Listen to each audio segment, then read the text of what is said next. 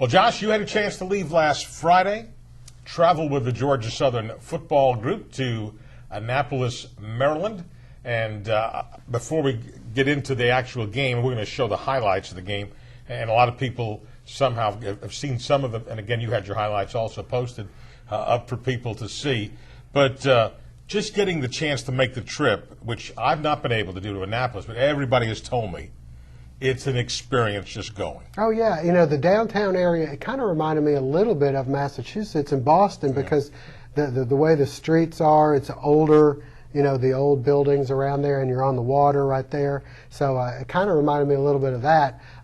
You know, the base is right there, and we walked around that for a little bit. You know, we ate there on the right there on the dock. The city dock is what it's called. I think you might remember Paul had made a comment, you know, I'll run around City Dock naked if that happens. Yeah, that's right. Yeah. So now you saw where City Dock was. So now we saw that. You know, then the game itself, you know, Annapolis, the weather, by the way. Beautiful. Oh, it was 70 degrees. You know, we woke up this morning, shooting Monday. Yeah. You know, it was 68. Felt good. That's how it felt up there yeah. in the daytime. But the core coming in.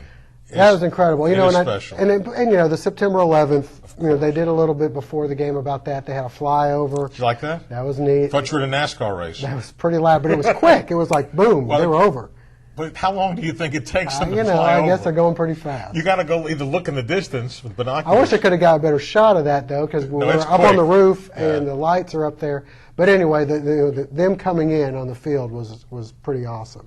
And the respect that they had, I don't know how much of that has to do with Georgia Southern running the similar offense. The coaching staffs have been together.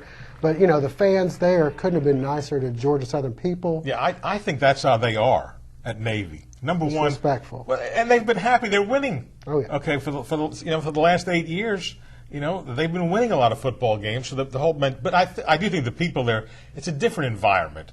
I don't want to say it's your old-timey setting, but there seem to be so many more families they show close-ups of, kids down below. So just a nice setting But just walking up and down the streets, and they all have the Navy flags out, go Navy. Yeah. Of course, it's a go Navy, beat Army. It's kind of the Red Sox, Yankees kind of a thing going on, so I can appreciate that. But yeah, it was really neat to be there. And, you know, Coach Monken with his ties to Navy and his military background of his family, you know, kind of helped build that pageantry and everything as well. And I think the thing you pointed out to me afterwards, you know, and of course on TV they got to show his halftime, parts of his halftime talk, which is what's the rage on YouTube right now locally. If you haven't seen it, you can go online and take a look at that. But he really challenged the team. I think that was the key to the game, was that the first half, Georgia Southern played scared on offense especially, and didn't look like they thought they had a chance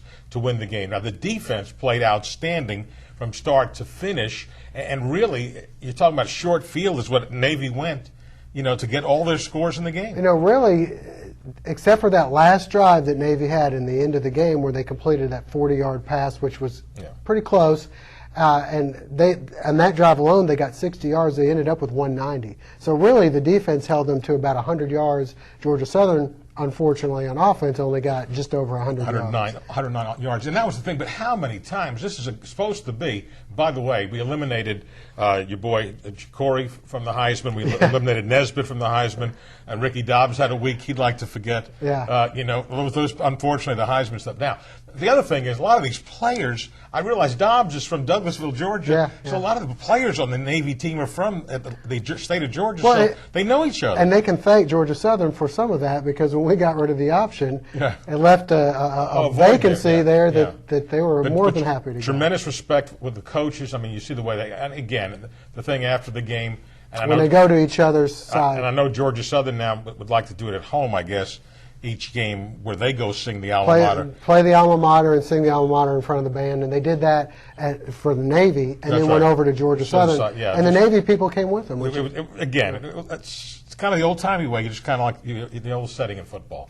Not if you'd have seen your Miami guys mouthing off, you wouldn't be proud of that.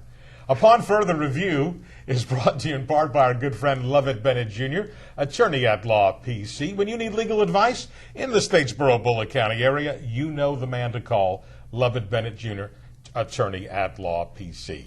All right, we've been talking Georgia Southern, so we'll come back and give you the highlights of the Eagles and the midshipmen. That's next on Upon Further Review.